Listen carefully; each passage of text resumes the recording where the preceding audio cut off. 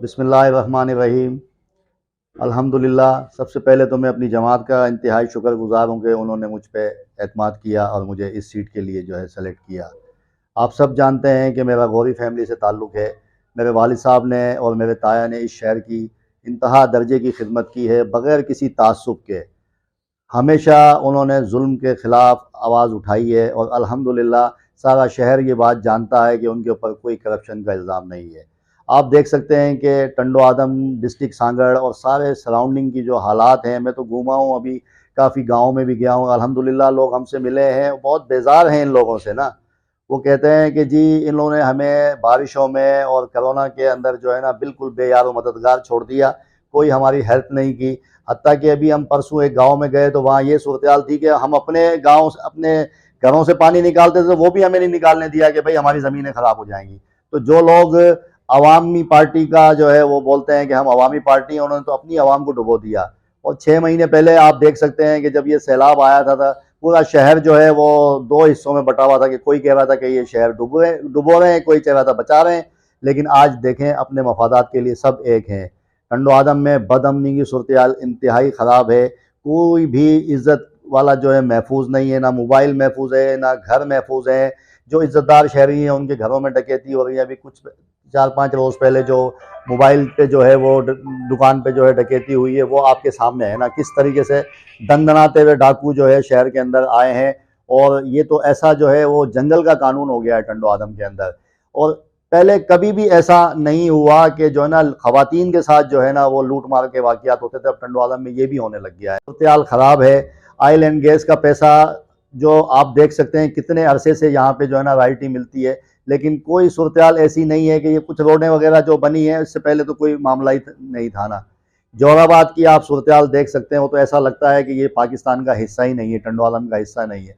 बहुत ज़्यादती है जोराबाद के लोगों के साथ, ना वहाँ कोई बड़ा अस्पताल है, ना कोई बच्चियों का स्कूल है। बहुत हालात ख़राब हैं पीने के पानी के हवाले से। और अभी देखें बड़ी मुश्किल से 20 साल बाद कोई उनकी जो किस्मत जागी थी, रोड बने थे, वो गैस वालों ने दोबारा खोद दिए हैं। कोई आदमी उनसे पूछने वाला नहीं है कि भाई आप जब ये रोड बन रहे थे उससे पहले कहाँ मौजूद थे। वापस से वही सिस्टम हो गया है, वही गंदा सिस्टम हो गया है। लेकिन ये है कि हम यही कहते हैं, आवाम से अपील करते हैं कि देखें जी आप मुस्तकिल जो है इन पार्टियों को जो है वो आजमा रहे हैं। जमात इस्लामी अल्हम्दुलिल्लाह पूरे मुल्क में इलेक्शन लड़ रही है। और आप देख सकते हैं कि चीफ जस्टिस ऑफ पाकिस्तान ने कहा है कि अगर कोई इस मुल्क में सादिक और अमीन होगा तो वो सिराजुल हक ही है मेरे ख्याल में। पूरे मुल्क के अंदर हमारे लोग जो भी सेलेक्ट होते हैं, जिनको हमने देखा है कि नेमुतल्ला खान को मौका मिला और दूसरे अब्दुल सत्तार अफगानी को, अब्दुल सत्तार गौरी को, और जिन भी लोगों को मौका मिला है उन्होंने खिदमत से, दियानत से साबित करके दिखाया है कि वो अहल लोग हैं, नाअहल नहीं है। उन्होंने कम वसाइल के ऊपर जो है ना इंतहा दर्जे की खिदमत की है।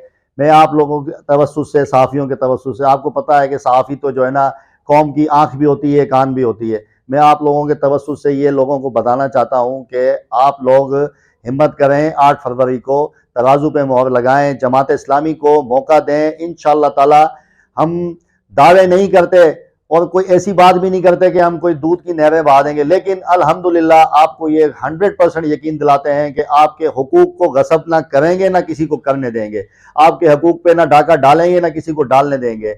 और अल्हम्दुलिल्लाह आप अगर हमें मौका देंगे तो इस शहर का, जिस तरीके से मेरे ताया ने इस शहर को पेरिस में तब्दील किया, अल्हम्दुलिल्लाह अगर हमें भी मौका मिलेगा तो हम इंशाअल्लाह ताला उनके नक्शे कदम पर चलते हुए इस टंडो आदम को रोशनी का शहर बनाएंगे इंशाअल्लाह ताला। आप देख सकते हैं कि सारे शहर के हालत ख़राब हो गई, ख़ास तौर पे अमन व अमान की ना।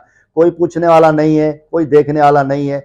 शहर के लोग जो है वो देखें कि अब शहर का नुमाइंदा खड़ा हुआ है। जो लोग कहते थे कि भाई हम तो शहर के नुमाइंदे को वोट देंगे, तो अब हम खड़े हैं शहर के नुमाइंदे। जो लोग उनके हक में बैठ गए, अब उनके लिए भी जो है ये पैगाम है कि वो कहते थे कि अपना वोट अपने आदमी के लिए। तो भाई मैं शहर का नुमाइंदा हूँ, मेरे वालिद ने भी जो है वो हिजरत की है पाकिस्तान, इंडिया से पाकिस्तान की, और सारी ज़िंदगी 60 साल इस शहर की खिदमत की है और उनके दामन पे कोई दाग नहीं है अल्हम्दुलिल्लाह। उन्होंने सारी ज़िंदगी हक और सच का साथ दिया है और जवां मर्दी से, हिम्मत से इस शहर में अपनी ज़िंदगी गुजारी है और ख़त्म नबूवत के सच्चे मुजाहिद थे वो अल्हम्दुलिल्लाह। आप देख सकते हैं कि कभी उन्होंने कोई लिसानी फसाद में या कोई ऐसी जो है लिसानियत, असबियत की बात नहीं की। सब लोगों के साथ वो एक जैसा रहते थे, हर तरीके से हर शहर के मसले में वो पहल करते थे और लोगों के हुकूक के लिए उन्होंने सारी ज़िंदगी जंग लड़ी है। मैं आप लोगों के तवज्जुह से लोगों को पैगाम देना चाहता हूँ कि अल्हम्दुलिल्लाह आप देख सकते हैं थोड़ा सा अरसा गुजरा है सैलाब और कोरोना का, सारे शहर के अंदर हमने जो है राशन, कोरोना के अंदर जो है स्प्रे, अस्पतालों में स्प्रे, आपको ऑन द रिकॉर्ड में आप बताता हूं कि आप भले एमएस जो है ताल्लुक अस्पताल से पूछ सकते हैं कि वो खुद फ़ोन करके हमारे लोगों को बोलते थे कि जी हमारे अस्पताल में जो है आप आके स्प्रे करें। हमने मंदिरों में सब में अक़लियत के लोगों के साथ भी हम इंतहाई ताउन करते हैं। अभी दिवाली के मौके पर हमने 300 राशन जो है उनको तकसीम किए है ना, अल्हम्दुलिल्लाह। और अल्लाह का शुक्र है कि अल खिदमत हेल्पिंग हैंड के ज़रिए से 225 यतीम बच्चों को, जो माजूर बच्चे हैं ना, उनको हर महीने जो है 3600 रुपये के हिसाब से जो है वजीफ़ा देती है हर महीने ना। हमने सैकड़ों की तादाद में व्हील चेयर तकसीम की हैं, मच्छरदानियाँ तकसीम की हैं, कंबल, रज़ाइयाँ और राशन हम देते रहते हैं। हमने मोबाइल अस्पताल यहाँ पे बनाए हैं। सांगड़ के अंदर हमने पूरे डिस्ट्रिक्ट सांगड़ में हमने 10 करोड़ रुपए का राशन अल्हम्दुलिल्लाह तकसीम किया है ना, आप देख सकते हैं कि। और 70 मकान हमने जो है जो सैलाब के अंदर टूटे हैं लोगों के बना के दिए हैं। अब हमारे पास तो कोई वसाइल ही नहीं है, उसके बावजूद अल्हम्दुलिल्लाह हम इतनी आवाम की खिदमत कर रहे हैं। तो हम आवाम से अपील करते हैं कि एक दफ़ा हमें मौका दें, इंशाअल्लाह ताला हम आपकी उम्मीदों पर पूरा उतरेंगे। देखें जी, उस दौर की बल्दिया के पास तो जो है ना टैक्स के लिए सिर्फ एक चुंगी नाका था। 25 लाख रुपए की या 20 लाख रुपए की आमदनी थी। उन्होंने उस आमदनी के होते हुए इस शहर के अंदर गर्ल्स कॉलेज, तालुका अस्पताल, मौलाना मोहम्मद अली जौहर स्कूल, अल्लामा इकबाल स्कूल, फायर ब्रिगेड, हत्ता कि जो कोशिश हो सकती थी उन्होंने इतनी छोटी सी कलील आमदनी के अंदर जो है ना ये उन्होंने काम किया है। और आप देख सकते हैं कि सुबह शाम शहर धुलता था और शहर सिंध का जो पाकिस्तान का पेरिस कहलाता था। और हर आदमी जो है वो मतलब इतना खुश था कि हमारा चेयरमैन जो है ना वो एक दरवाज़ा खटखटाने पे हमारे सामने गलियों बाज़ारों में। अभी जो अपना आपके प्रेस क्लब के जो एक मेंबर है वो कहते थे कि जो ना मैं भी उनकी कौंसिल का मेंबर था, कि अगर उनके ऑफिस में बैठते थे तो चाय के लिए भी वो कहते थे कि भाई अपने पैसों की मंगाओ, ये हम सरकारी पैसा क्यों इस्तेमाल करें। तो हम दुआ करते हैं अल्लाह पाक से कि अल्लाह ताला कोई ऐसे दोबारा लोग लाएं।